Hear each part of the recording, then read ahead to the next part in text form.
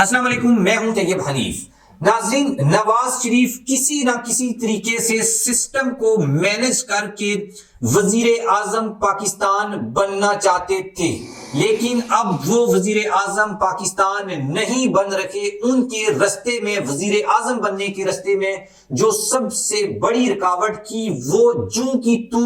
वहीं पर उसी तरीके से खड़ी है। ये जो फैसला अहलियत ना अहलियत 62F1 63 का जो आर्टिकल है आइन का,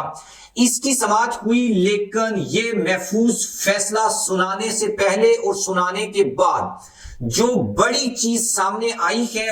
बेसिकली नवाज शरीफ इसके ऊपर पूरा कैसे नहीं उतरते, आपके सामने एक एक चीज को रखेंगे। आपने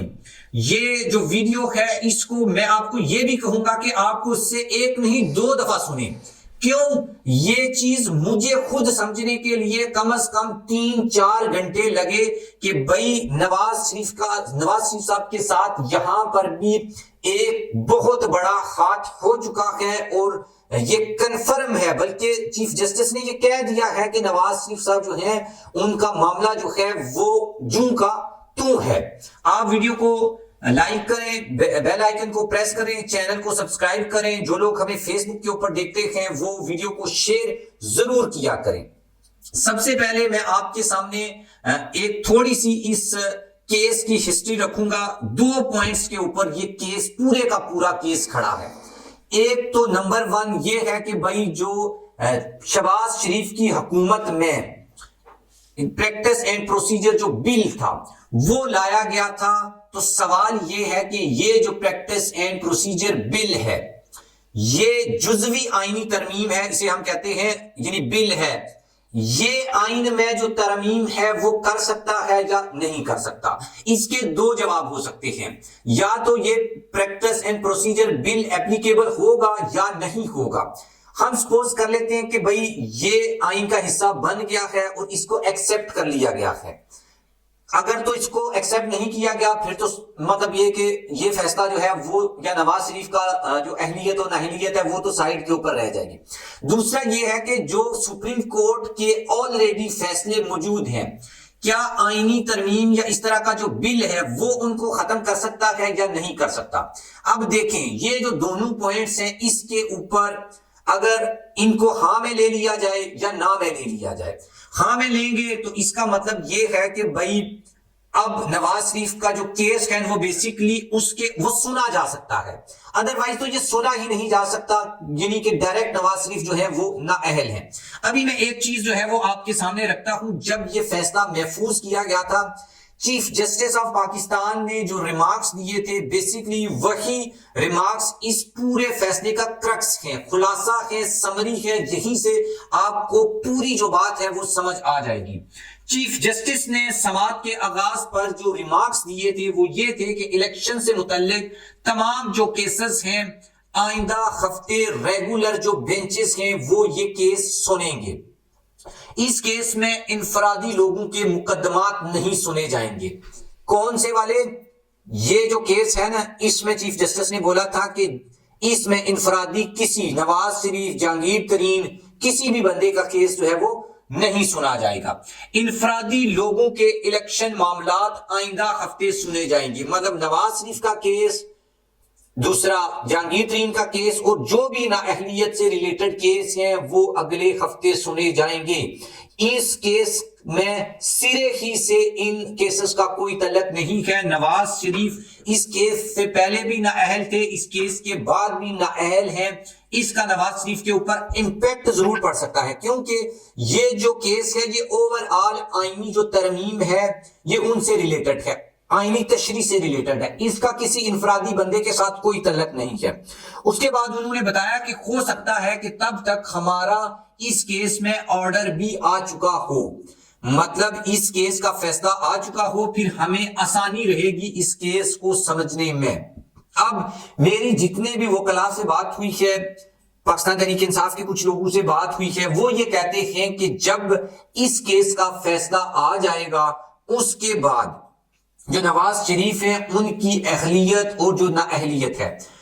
نون لیگ اس کیس کو یا اس کیس کی روشنی میں نواز شریف کی جو ڈسکوالیفیکیشن ہے اس کے خلاف اپیل دائر کرے گی کہ بھائی اب practice and procedure bill, again میں ایک بات کہہ رہا ہوں، اگر پریکٹس اینڈ پروسیجر بل کا جو جزوی آئینی ترمیم اس میں پراپر آئین میں اگر ترمیم ہو سکتی ہے تب ہی یہ اپلائی کر سکیں گے یا سپریم کورٹ میں اپیل کر سکیں گے، ادروائز یہ سپریم کورٹ میں داخل بھی نہیں ہو سکتے اس کیس کو لے کے۔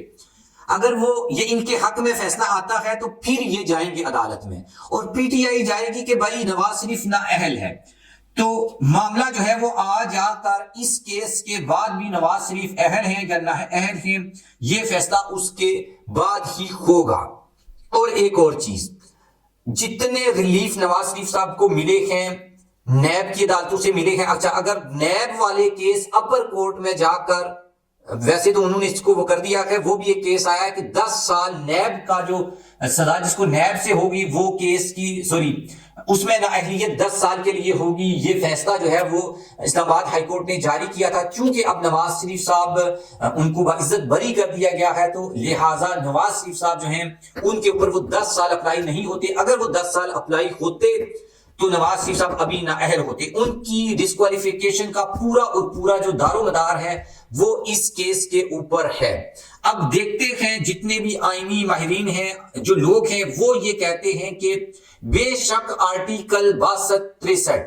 اس سے کوئی بھی نہیں ایگری کرتا، میں بھی ایگری نہیں کرتا، آپ بھی شاید اس کو ایگری نہیں کرتے ہوں گے کہ یار ایک بندے نے بل نہیں جمع کروایا وہ تا حیات الیکشن ہی نہیں لڑ سکتا، لیکن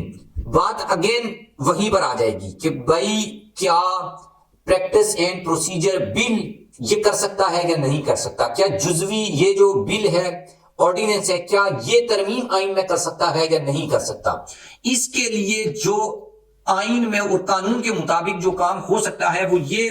کہ بھائی Pakistan Tehreek Insaf, P M L N, J U I F, Peoples Party, اب جب الیکشنز ہوں فری اینڈ فیئر الیکشنز ہوں پھر ان نئی ایک پارلیمنٹ بنے،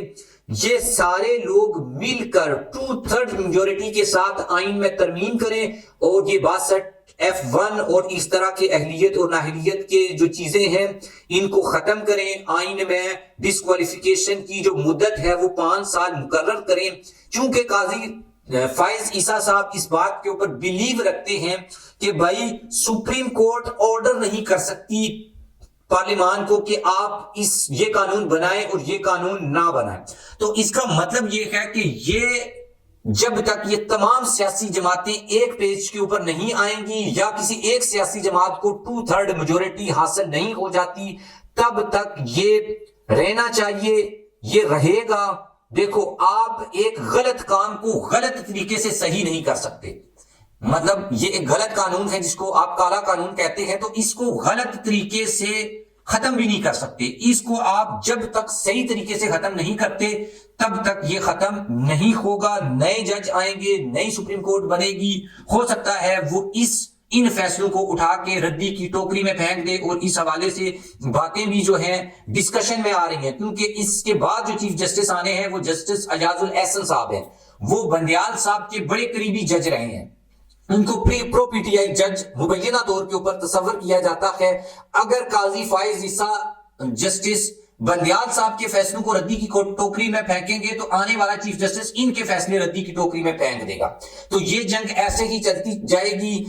اور ایسے ہی فیصلے ہوں گے اور یہ پولرائزیشن بڑھتی جائے گی۔ اس لیے میرا یہ خیال ہے، یہ اوپینین ہے کہ بھائی صحیح غلط کام کو غلط طریقے سے نہیں کرو، غلط کام کو صحیح طریقے سے ٹھیک کرو تو وہ کام صحیح ہوتا ہے، ادروائز مزید جو ہے وہ پرابلمز کریٹ کرتا ہے۔